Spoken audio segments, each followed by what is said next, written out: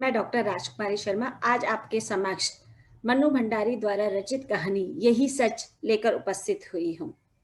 कहानी में मैं सर्वप्रथम संवेदना, मूल संवेदना और लेखिका द्वारा रचित कहानी की तत्वों के आधार पर समीक्षा के तहत विचार विमर्श करूंगी।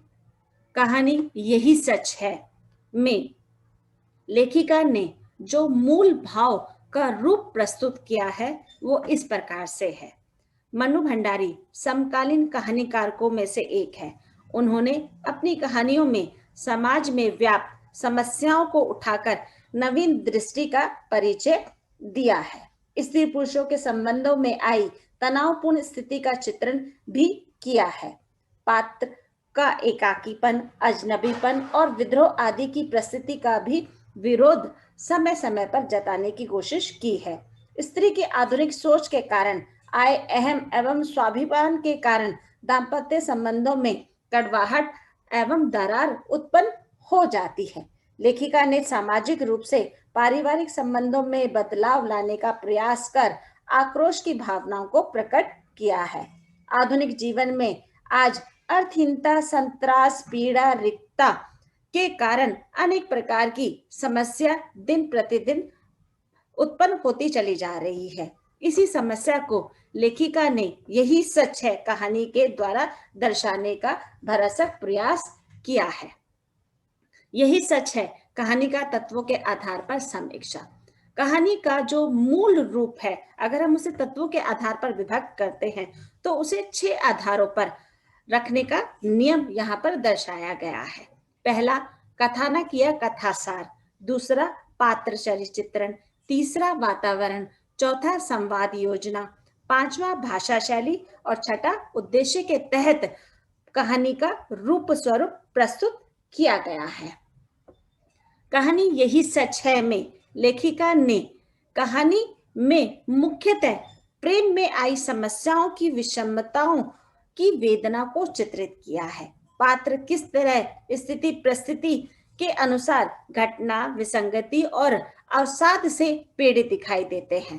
कहानी यथार्थ से जुड़ी होने के कारण उसमें वेदना, संवेदना के भावों अभावों के कारण अनेक पायदान से गुजरती हुई प्रतीत होती है। कहानी का जो पहला तत्व है कथानक या इसे कथासार भी कह सकते हैं, इसमें जो लेखिका ने मूल तत्व लिए हैं उनके द्वारा पूरी कहानी का जो रूप स्वरूप है वही बदल जाता है। कहानी का सार यानी कि कहानी की समरी कह लीजिए, कहानी का मूल सारांश कह लीजिए, किस तरह से स्पष्ट होते हुए दिखाई दिया है। नायिका दीपा एक रिसर्च स्कॉलर है। दीपा की जो पहली मुलाकात है वह निशित से प्रेम हो जाता है, यानी कि पहली ही मुलाकात में निशित से प्रेम कर बैठती है। दोनों का प्रेम ज्यादा दिन नहीं टिक पाता।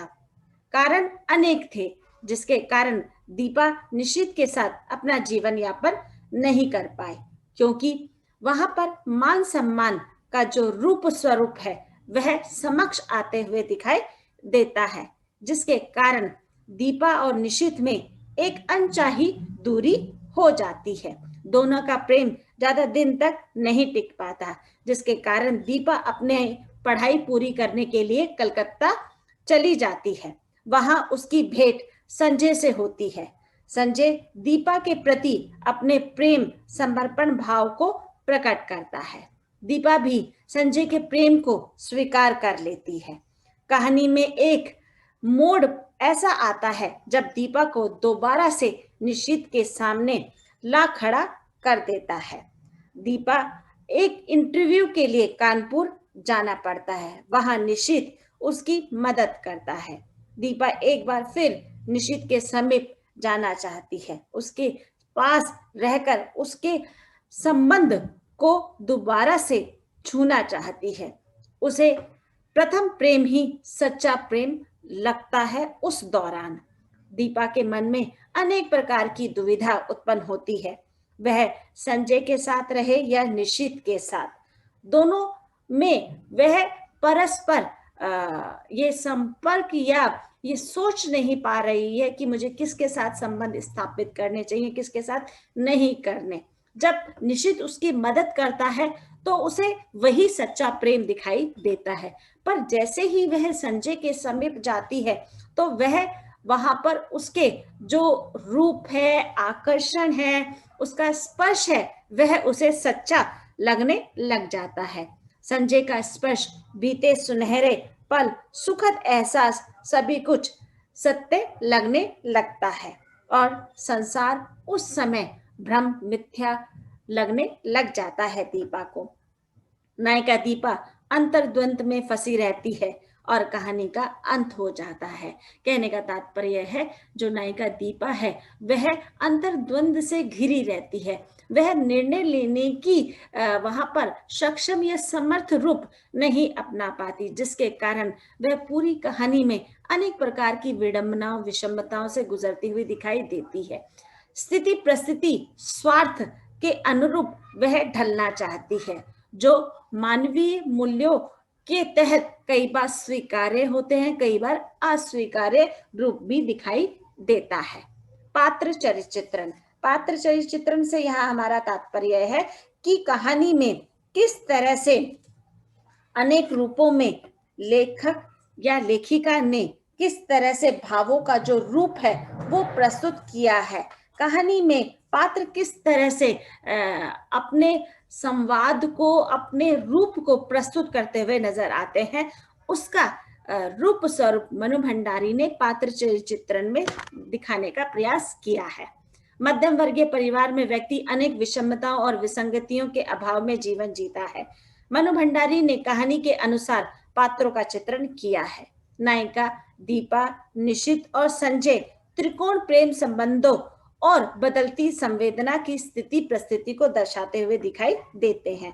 दीपा संजय के साथ मानसिक एवं दैहिक दोनों दृष्टियों से तृप्त मानती है, पर वह खुश नहीं है। यानी कि शारीरिक और मानसिक सुख तो उसे संजय के साथ प्राप्त होता है, पर वह कहीं ना कहीं अतृप्त रूप से इधर उधर बिखरती हुई नजर आती है। संजय से दूर होकर भी दीपा उसके साथ बिताए पलों को नहीं भूल पाती। उसे पल पल वह एहसास रहता है कि संजय उसका ध्यान रखता है, उसे कभी निराश नहीं करता। निशित के नजदीक जाकर उसे अपने प्रेम का एहसास तो होता है, पर इस भाव में दीपा के मन में जो अनेक निजी हित या स्वार्थ छिपे हुए हैं, वह उसे उस प्रेम के नजदीक नहीं आने देते। दीपा अतीत और भविष्य से कटकर पूरी तरह वर्तमान के प्रति समर्पण देते हुए प्रतीत होती है। कहने का तात्पर्य यह है कि यहाँ पर दीपा के मन में अनेक संघर्ष, अनेक प्रकार के द्वंद्व चल रहे हैं। वह संजय के साथ रहे या निशित के साथ रहे, संजय के साथ उसे वह सारे सुख प्राप्त होते हैं जो उसे मिलने चाहिए, पर निशित के प्रति जो उसका आकर्षण है वह देखते ही बनता दिखाई देता है। तो इस आधार पर जो लेखिका मनु भंडारी ने दीपा की जो स्थिति बताई है वह त्रिशंकु के समान अधर में लटकी हुई दिखाई देती है। दीपा का यहाँ पर चरित्र चित्रण इस प्रकार से है। कहानी की मुख्य पात्र दीपा है। दीपा एक आधुनिक पढ़ी लिखी युवती है। पिता के निधन के बाद अपनी आगे की पढ़ाई यानी कि पीएचडी पूरी करने के लिए कलकत्ता चली जाती है। दीपा अपने प्रेमी निशित से भी दूरी कायम कर लेती है। कानपुर में दीपा की मुलाकात संजय से होती है। संजय एक कंपनी में नौकरी करता है। नौकरी से आने के बाद वह अपना सारा समय दीपा के साथ बिताना चाहता है। दीपा भी संजय के प्रेम समर्पण भाव को महसूस कर उत्साहित रहती है। दीपा की जिंदगी संजय तक ही सिमट कर रह गई है। संजय का मानना है कि दीपा जीवन आगे बढ़े। संजय दीपा को हर सुख सुविधा देना चाहता है, इसके लिए वह निरंतर कोशिश भी करता है। दीपा भी संजय की बातों का सम्मान करती है। इंटरव्यू में मिली सफलता से पुनः एक बार फिर अपने प्रेमी निशित की ओर आकर्षित होकर कह उठती है, प्रथम प्रेम ही सच्चा प्रेम होता है, बाद में किया हुआ प्रेम तो अपने भूलने को भ्रमाने का प्रयास होता है। दीपा का मन विचलित है। वह निर्णय नहीं ले पा रही है कि क्या उचित है और क्या अनुचित है। संजय का चरित्र चित्रण। पात्र संजय एक संवेदनशील पुरुष है। नायक संजय दीपा से प्रेम का इजहार करता है। दीपा के लिए रजनीगंधा के फूल लेकर आता है, लेकिन समय का पाबंद बिल्कुल नहीं है। दीपा संजय के इस लापरवाही स्वभाव से निरंतर झुंझलाती रहती है। संजय दीपा की कभी भी तारीफ नहीं करता। वह खुश करने का एक भी मौका नहीं गवाता। मतलब कहने का तात्पर्य यहाँ पर यह है कि वह दीपा को सच्चे मन से प्रेम करता है, पर वह उसकी झूठी तारीफ नहीं कर सकता। वह उसे वह सारे सुअवसर या महत्वपूर्ण पलों को जीने का कोई भी क्रम वहां पर गवाते हुए नहीं दिखाई देता। संजय का मन निश्चल और सकारात्मक व्यवहार का है। निशित का चरित्र चित्रण। निशित दीपा का प्रथम प्रेमी के रूप में कहानी में चित्रण किया गया है। दीपा के माध्यम से निशित की बेरुखी का पता चलता है। निशित ने दीपा को अपशब्द कहकर कलकत्ता से जब वह कानपुर आ जाती है, तब वह उन अपशब्दों को नहीं भुला पाती। कानपुर आने के बाद निशित उसकी नौकरी में मदद करता है। दीपा के प्रति उसके मन में किसी भी प्रकार का कोई बुरा भाव नहीं है। निशित दीपा के लिए बिना किसी स्वार्थ से मदद करता है। लेखिका मनु भंडारी ने कहानी के आरंभ और अंत में निशित का संबंध दीपा से दिखाया है। निशित को सहायक पात्र के रूप में लेखिका ने प्रस्तुत किया है। कहानी के अन्य पात्रों में मित्र ईरा का चरित्र आकर्षण बन पड़ा है। ईरा अपनी मित्र दीपा की नौकरी में सहायता करती है। परिवार के किसी भी सदस्य का कोई जिक्र लेखिका ने नहीं किया है। आधुनिकता का भाव तत्पर रूप से दिखाने की कोशिश की है। कहानी का वातावरण। मुख्यतः हम देखते हैं जब भी हम किसी कहानी का जो रूप स्वरूप पढ़ते हैं, उसमें वातावरण का अहम भूमिका होती है। कहानी का आधार यथार्थवादी और काल्पनिक है, लेकिन उसमें वातावरण की आधारशिला शहरी यथार्थ की पृष्ठभूमि पर चित्रित है। कहानी के आरंभ में लेखिका ने देशकाल उपकरणों का चित्रण करते हुए कमरे का सजीव चित्रण प्रस्तुत किया है। मेज, अलमारी, फूलदान, train, taxi, lawn, coffee shop और किताबों का चित्र आकर्षण बन पड़ा है। आरंभ में नायिका दीपा संजय का इंतजार करते हुए घर का बिखरा हुआ सामान समेटते हुए दिखाई देती है। कई जगह वातावरण बोझिल हो जाता है। प्रतीक्षा के वह क्षण काटे नहीं कटते। संजय के आने के बाद दीपा अपने हाव भाव द्वारा गुस्सा जताती हुई दिखाई देती है। संजय दीपा पर व्यंग कसते हुए पुराने प्रेमी के संदर्भ में कुछ कहता है। दीपा को यह व्यंग अच्छा नहीं लगता, जिसके कारण वातावरण पूरी तरह से रोष उत्पन्न हो जाता है। वातावरण में कड़वाहट आने से संजय का जो मन है वह अस्त व्यस्त दिखाई देता है। संजय की ये छटपटाहट उससे अलग अलग चीजें करवाने के लिए बाध्य हो जाती है। दीपा नौकरी के संदर्भ में निशित के साथ टैक्सी में बिताए पलों को याद कर प्रेमा अनुभूति से भर उठती है और अपने पुराने पलों के आधार पर सपने बुनने आरंभ कर देती है। कहानी में दीपा, संजय और निशित तीनों ही अकेलेपन की व्यथा से व्यथित दिखाई देते हैं। तीनों पात्र अपने अनुसार जिंदगी जीते हुए दिखाई देते हैं, जिसके कारण वातावरण में एक रिक्तता का भाव आ जाता है। लेखिका ने कहानी का यथार्थ रूप देने के लिए व्यवहारिक और सरल वातावरण का रूप स्वरूप प्रस्तुत करने की भरसक कोशिश की है। यहाँ पर अनेक रूपों से दृष्टिगत दिखाया गया है कि किस तरह से पात्र अपने अकेलेपन के कारण अनेक प्रकार के उपमानों का या फिर हम कहें स्थानों का प्रयोग करते हुए दिखाई देते हैं, क्योंकि अकेलापन वह अभिशाप है जिसके द्वारा हम अनेक विषमताओं से गुजरते हुए दिखाई देते हैं, अनेक बीमारियों के संसर्ग में आते हुए दिखाई देते हैं। ऐसे अनेक प्रकार के अलगाव हमारे जीवन में असफलता का बोध कराते हुए भी दिखाई देते हैं। संवाद योजना, किसी भी कहानी का जो महत्वपूर्ण तत्व है वह संवाद योजना है, क्योंकि बिना संवाद के पात्र किस तरह से एक दूसरे के समक्ष खड़े होकर अपने भावों विचारों का आदान प्रदान कर सकते हैं। संवाद योजना, संवाद किसी भी कहानी को विकास की ओर ले जाते हैं। संवादों का हमारे जीवन में अहम भूमिका होती है। कहानी में संवाद एक और पात्रों की चारित्रिक विशेषताओं का द्योतक होते हैं, तो दूसरी ओर कथा वस्तु के विकास में भी सहायक होते हैं। संवाद योजना में संक्षिप्तता, गतिशीलता, स्वाभाविकता और व्यंग्यात्मकता संवाद की प्रमुख या मुख्य योजना का रूप दिखाई देता है। यहाँ पर बहुत सारे ऐसे संवाद हैं जिसमें नायक नायिका या अन्य पात्र के द्वारा उसका जो आकर्षण है, जो आकर्षक या प्रभावशाली रूप है, वो बना हुआ दिखाई देता है।